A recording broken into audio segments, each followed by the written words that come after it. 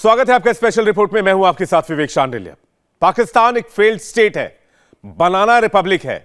यह बात भारतीय या पाकिस्तानी मीडिया नहीं कह रहा, बल्कि खुद पाकिस्तान की सरकार कबूल कर रही है, वो भी पाकिस्तान की सुप्रीम कोर्ट में। और यह पहली बार नहीं है। पाकिस्तान में चुनाव को लेकर इमरान खान और शरीफ कुनबे में दंगल छिड़ा हुआ है। मामला सुप्रीम कोर्ट में है और चुनाव टालने के लिए शरीफ सरकार ने लगातार दूसरी बार यह दलील दी है कि मुल्क फेल हो चुका है और चुनाव करवाना भी मुमकिन नहीं है। मतलब यह कि भारत से अलग होकर बने मुल्क पाकिस्तान की जिंदगी 75 साल की ही थी और वो पूरी हो चुकी है। पाकिस्तान की सड़कों पर जंग छिड़ी है।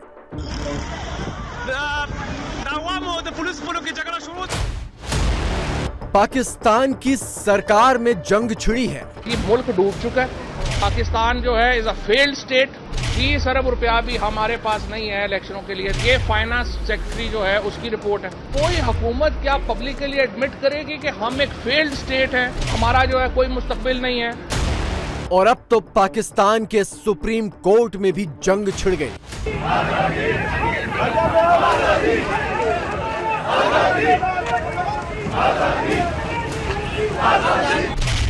पाकिस्तान चारों तरफ से फंस चुका है, बाहरी दुनिया से ठोकर और मुल्क के अंदर सिविल वॉर से भी बड़ा वॉर, जिसमें सरकार, फौज और कोर्ट सब शामिल हो चुके हैं।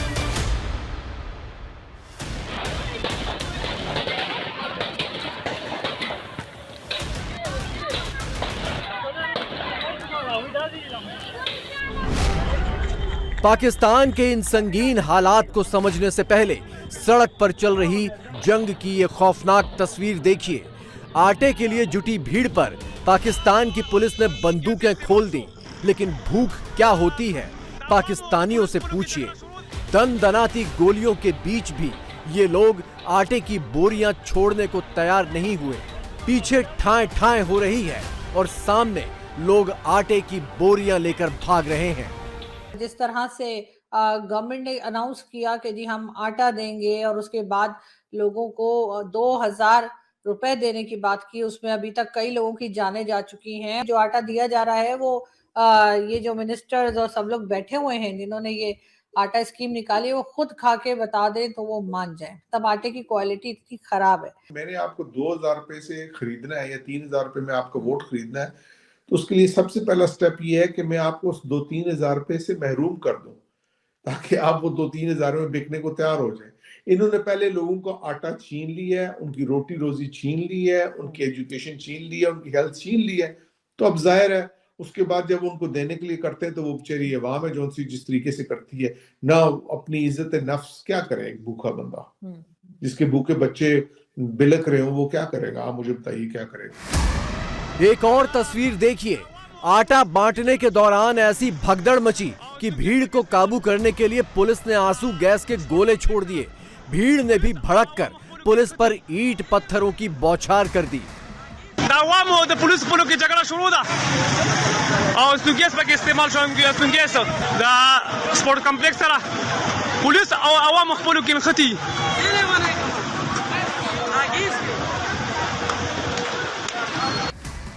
ऐसे ही हालात पर पाकिस्तानी पत्रकार आरजू काजमी का एक ट्वीट जबरदस्त वायरल हो रहा है।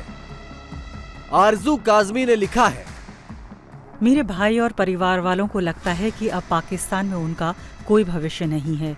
बेहतर भविष्य की उम्मीद में मेरे दादाजी और उनका पूरा परिवार प्रयागराज से दिल्ली और फिर पाकिस्तान आए थे।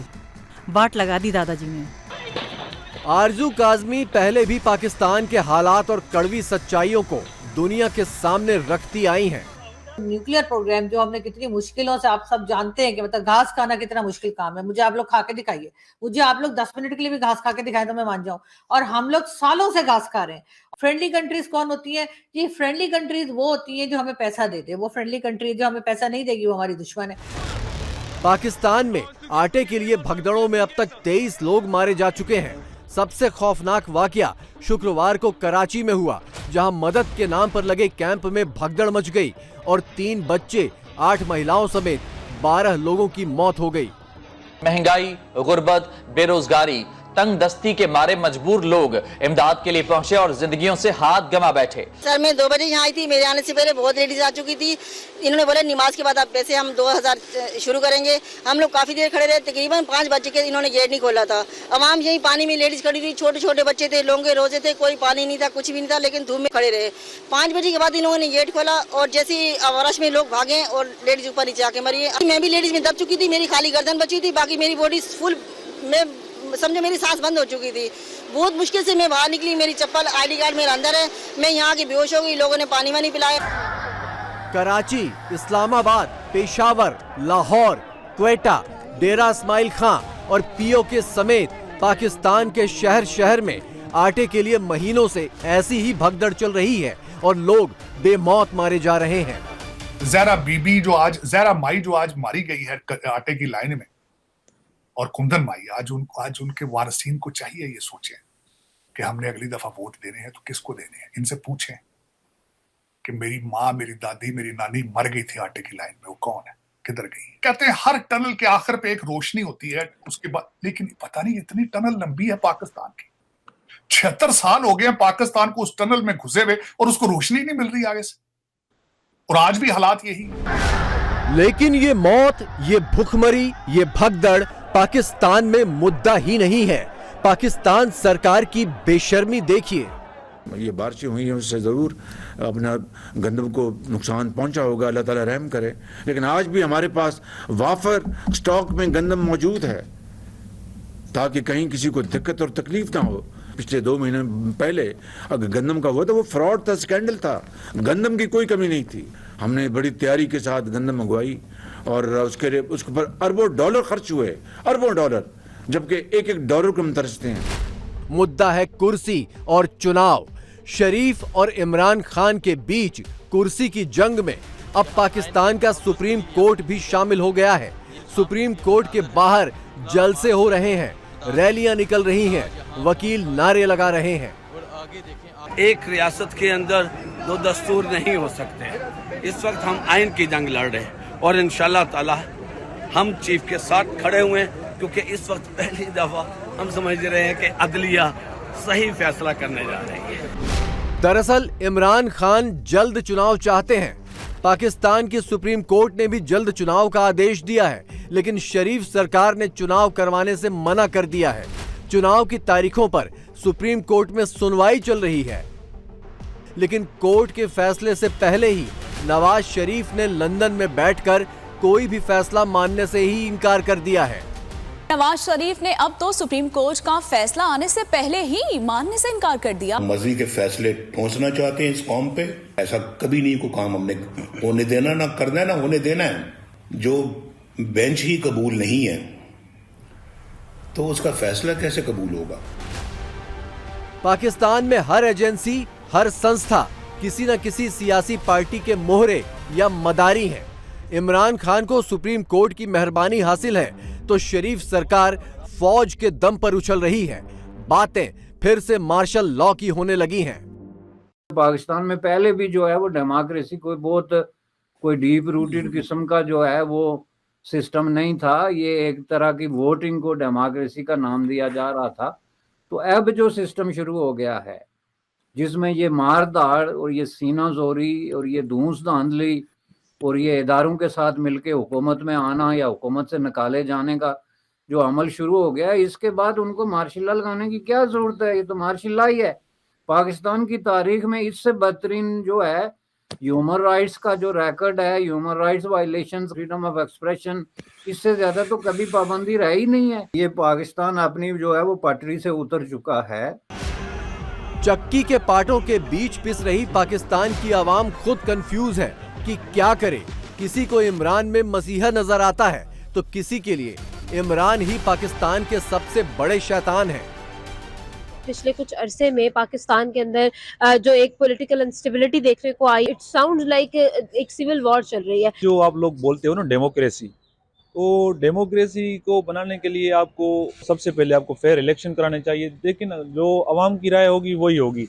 1947 से लेके 2022-2023 तक जितने भी मसाइल पहले थे वो आज तक मौजूद हैं, बढ़ रहे हैं, कम नहीं हो रहे। इसी तरह जितने भी पॉलिटिकल पहले आए उन्होंने भी लॉलीपॉप दिया, इमरान भी लॉलीपॉप ही दे रहा है और इसका कोई वो नहीं है। पाकिस्तान जैसी इकॉनमी मुझे नहीं लगता ये कंसिडर करने वाली होगी इंटरनेशनल फोरम पे, क्योंकि ऑलरेडी हम वेंटिलेटर पे हमारी इकॉनमी। मुझे नहीं लगता इतना हमारा एक पोजीशन है कि हमें कोई कंसिडर करे इस बार।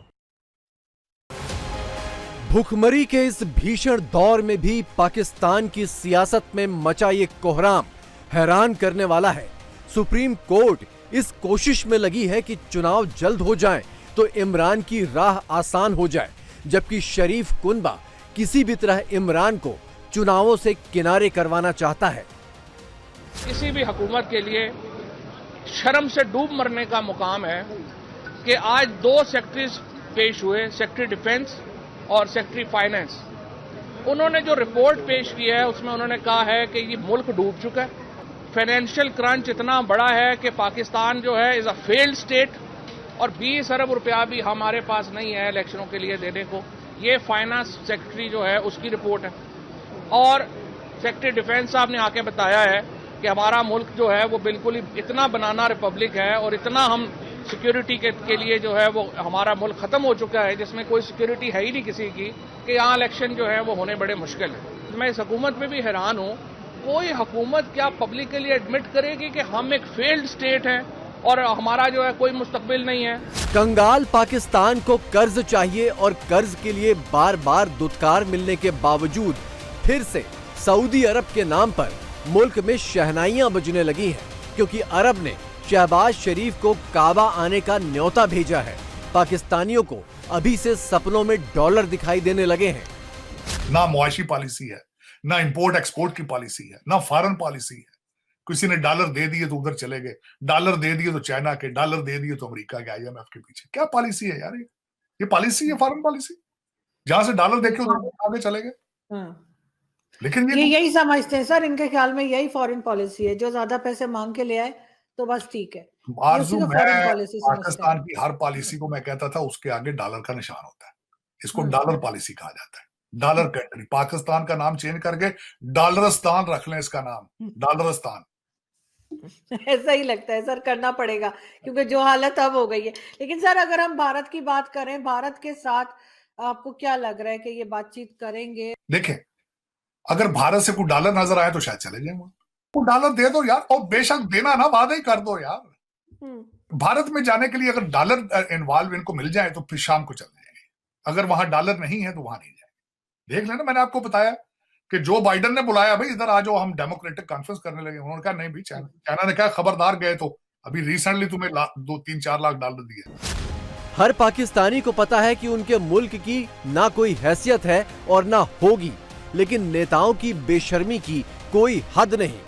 खुद PM शहबाज शरीफ और दूसरे पाकिस्तानी नेता अभी भी भारत को एटम बम की धमकियां देते हैं। India has clearly outmaneuvered Pakistan economically, and even the Chinese, who are supposed to be Pakistan's BFF, Pakistan's best friend forever, even the Chinese trade with India. The race is over. India has a $3.5 trillion economy. The Pakistanis need $1 billion from the IMF. India doesn't need Pakistan, but Pakistanis need Indians. Trying to bleed India by 1,000 cuts, which is a policy of the Pakistani military, that has spectacularly failed. Pakistan की सच्चाई अब हर पाकिस्तानी जान चुका है। पत्रकार आरजू काजमी की तरह आवाम को इस बात का गहरा अफसोस है कि वो भारत से अलग ही क्यों हुए, क्यों इस्लाम के नाम पर ये झूठी दुनिया बसाई गई। हमें आज तक कोई ऐसी लीडरशिप मिली ही नहीं जिसने हमें ये बताया हो कि आप एकदम से नहीं पैदा हो गए, आपके जो जड़ें हैं वो हिंदुस्तान से जुड़ी हैं और वो कई हजार साल के उसमें तारीख शामिल है। हमारा हीरो तो मोहम्मद बिन कासिम बना दिया, 712 में वो आया, गजनवी हमारे हीरो बन गए और हमने कहीं पे अशोका सिविलाइजेशन को भुला दिया। एक ऐसे कौम बनाने की बुनियाद रखी जिसकी इब्तिदा नहीं पता। हम बस एक 1947 से पीछे हमारी किताबों में दोस्तों कुछ भी नहीं है, बस पाकिस्तान बना और उसके बाद हमने हिंदुओं के बारे में पढ़ना शुरू कर दिया, हिंदुओं ने ये किया वो किया। पाकिस्तान पूरी तरह फेल हो चुका है। ये बात मीडिया बहसों से बाहर निकलकर पाकिस्तान की सुप्रीम कोर्ट और संसद तक में गूंजने लगी है और भूखे पाकिस्तानी यही सोच रहे हैं कि ये मुल्क बना ही क्यों था। इंडिया टीवी हर वक्त हर जगह डाउनलोड करने के लिए सर्च करें India TV news Google play store या ऐप स्टोर पर।